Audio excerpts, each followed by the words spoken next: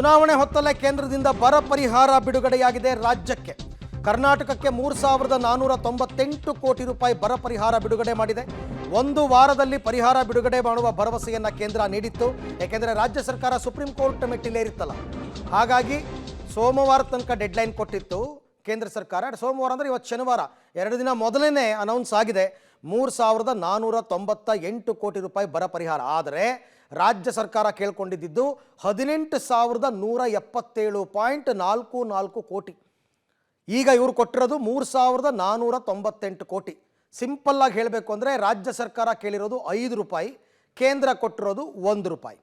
ಈ ಬಗ್ಗೆ ಮತ್ತಷ್ಟು ಮಾಹಿತಿ ನನ್ನ ಕೊಲೀಗ್ ಶಬೀರ್ ಅವರಿಂದ ಪಡ್ಕೊಳ್ಳೋಣ. ಶಬೀರ್, ಚುನಾವಣೆ ಸಂದರ್ಭದಲ್ಲಿ ಬರ ಪರಿಹಾರ ಅಂತ ರಾಜ್ಯಕ್ಕೆ ಕೊಟ್ಟಿರೋದು ಏನೋ ಕಾಟಾಚಾರಕ್ಕೆ ಕೊಟ್ಟಿದ್ದಾರೆ ಅಂತ. ಯಾಕೆಂದರೆ ರಾಜ್ಯ ಸರ್ಕಾರ ಕೇಳ್ಕೊಂಡಿದ್ರು 18,177 ಕೋಟಿ, ಇವ್ರು ಕೊಟ್ಟಿರೋದು 3,498 ಕೋಟಿ. ಹೆಂಗೆ ಇದು ಲೆಕ್ಕಾಚಾರ ಅಂತ?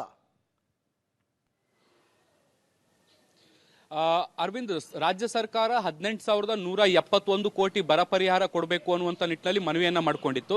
ಇದರಲ್ಲಿ ಬಹಳಷ್ಟು ಕ್ರೈಟೀರಿಯಾಗಳನ್ನು ಸೇರಿಸಿಕೊಂಡಿತ್ತು.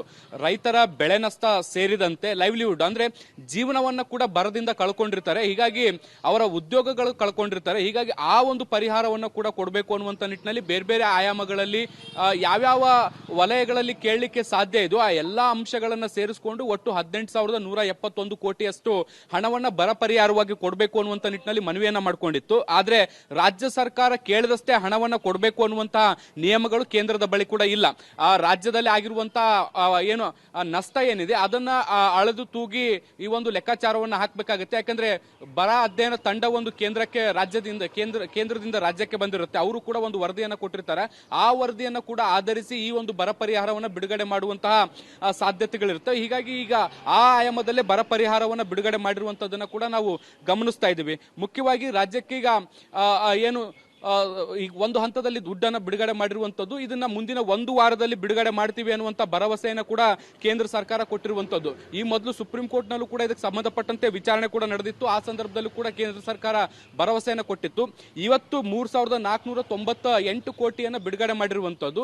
NDRF ನಲ್ಲಿ ಅಂದ್ರೆ ರಾಜ್ಯ ಸರ್ಕಾರದ ಬಳಿ ಈಗಾಗಲೇ ಸ್ವಲ್ಪ ಹಣ ಇದೆ, ಅದನ್ನು ಸೇರಿಸಿ ಒಟ್ಟು 3,454 ಕೋಟಿ ಹಣ ಬಿಡುಗಡೆ ಮಾಡಿದಂತಾಗುತ್ತೆ. ಈ ಎಲ್ಲ ಹಣವನ್ನು ಕೂಡ ಬರ ಪರಿಹಾರಕ್ಕೆ ಬಿಡುಗಡೆ ಮಾಡ್ಕೊಳ್ಳಿ, ಖರ್ಚು ಮಾಡ್ಕೊಳ್ಳಿ ಅನ್ನುವಂತ ನಿಟ್ಟಿನಲ್ಲಿ ನಿರ್ದೇಶನವನ್ನು ಕೂಡ ಕೇಂದ್ರ ಸರ್ಕಾರ ಕೊಟ್ಟಿರುವಂತದ್ದು. ರಾಜ್ಯ ಸರ್ಕಾರ ಬರೇ ಬೆಳೆ ನಷ್ಟ 4,000ಕ್ಕಿಂತ ಹೆಚ್ಚು ಕೋಟಿಗೆ ಡಿಮ್ಯಾಂಡ್ ಅನ್ನ ಮಾಡಿತ್ತು. ತಮ್ಮ ಎಲ್ಲ ಮಾಹಿತಿಗಾಗಿ ಧನ್ಯವಾದ.